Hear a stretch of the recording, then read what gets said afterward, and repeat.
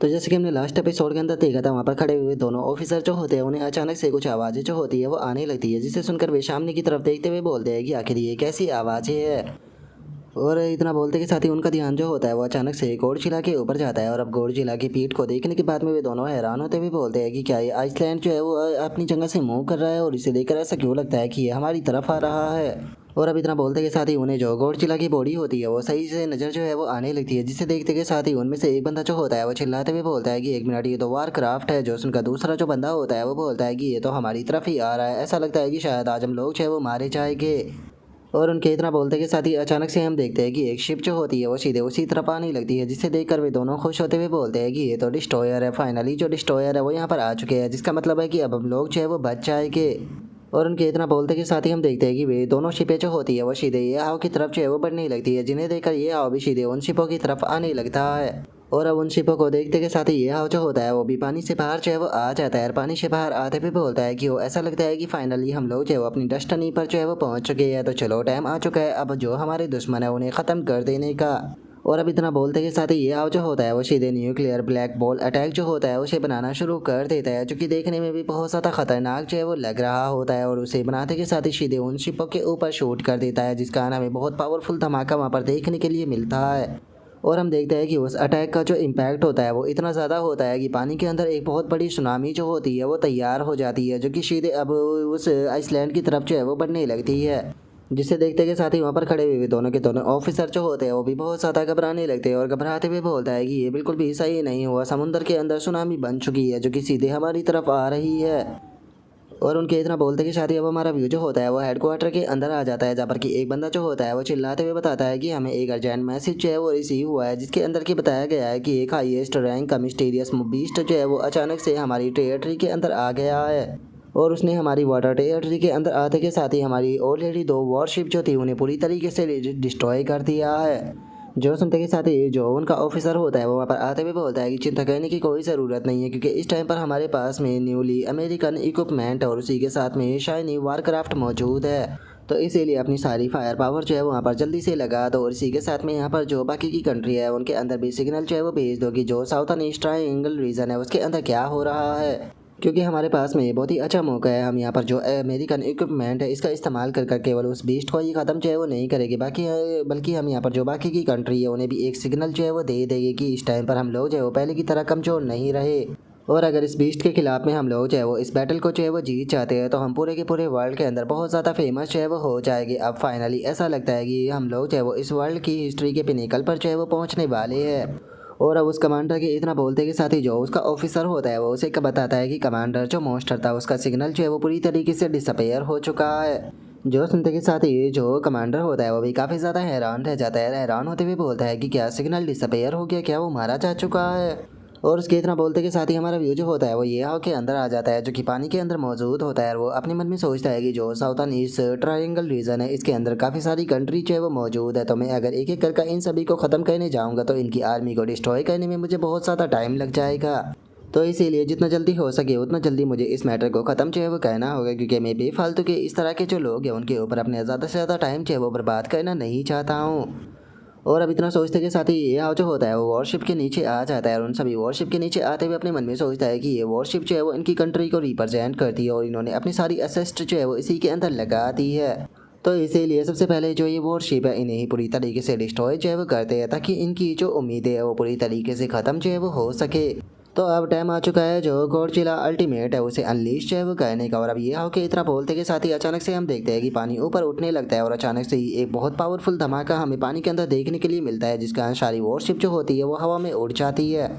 जो देखकर वॉरशिप के अंदर के सभी लोग जो होते हैं वो चिल्लाने लगते हैं, और एक बंदा चिल्लाते हुए बोलता है कि आखिर अचानक से ये ओवरलोड लेवल का मॉन्स्टर जो है वो पानी के नीचे कहाँ से आ गया। यहाँ पर तो रडार के ऊपर कोई भी सिग्नल जो है वो नहीं आया था। जो सुनते के साथ ही दूसरा जो बंदा होता है वो चिल्लाते हुए बोलता है कि आखिर ऐसा पॉसिबल भी कैसे है, एक ओवरलोड लेवल का जो मैजिकल बीस्ट है वो आखिर यहाँ पर जो मैन फील्ड है उसे बिना किसी सिग्नल के जारी किए यहाँ तक कैसे आ गया। और अब उनके इतना बोलते के साथ ही हमारा व्यू जो होता है वो कमांड शिप जो होती है उसके ऊपर आ जाता है, जहाँ पर कि सभी लोगों की चीखने की आवाज़ें जो होती है वो सिग्नल पर आ रही होती है। और अब जो कमांडर होता है वो इस चीज़ को देखने के बाद में गुस्से से चिल्लाते हुए बोलता है कि इस बीस्ट ने हमारा पूरा फिलीपींस जो है उसे पूरी तरीके से बर्बाद जो है वो कर दिया।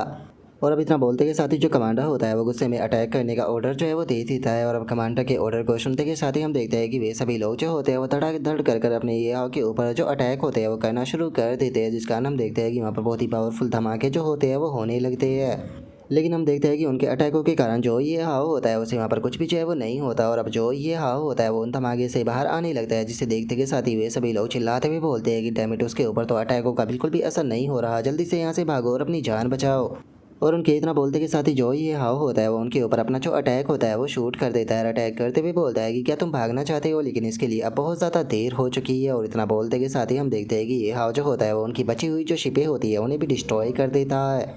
और अब जो नरेटिंग वॉइस होती है वो हमें बताती है कि 24 जनवरी 8:35 पर यहाँ पर जो गॉडजिला था वो उसने अपना पैर जो था वो फिलीपींस के अंदर रखा और केवल 3 मिनट के अंदर ही उसने वहाँ पर जितनी भी एयरशिप थी उन सभी को डिस्ट्रॉय कर दिया।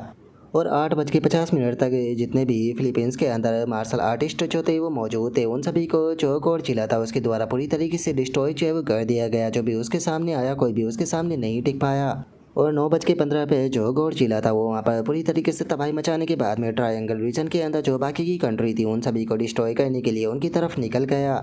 वहीं अगर इस टाइम पर जो फिलीपींस है अगर उसकी बात की जाए तो फिलीपींस गवर्नमेंट के पास में जितनी भी एयरफोर्स, आर्मी या फिर मिलिट्री फोर्स थी वो पूरी तरीके से डिस्ट्रॉय जो है वो हो चुकी थी। इस टाइम पर जो कंट्री थी उसके अंदर कुछ भी नहीं बचा था। और वहीं दूसरी तरफ जो गॉडजिला था वो अपनी दूसरी जर्नी के लिए जो है वो वहाँ से निकल चुका था। और उसकी जो डायरेक्शन है उसे देखकर ये साफ कहा जा सकता था कि फिलीपींस को डिस्ट्रॉय करने के बाद में अब वो सीधे जो इंडोनेशिया था उसकी तरफ जा रहा था। और उसकी स्पीड को देखकर ये कहा जा सकता था कि वो अगले 15 मिनट के अंदर जो इंडोनेशिया है वहाँ पर पहुँच जाएगा।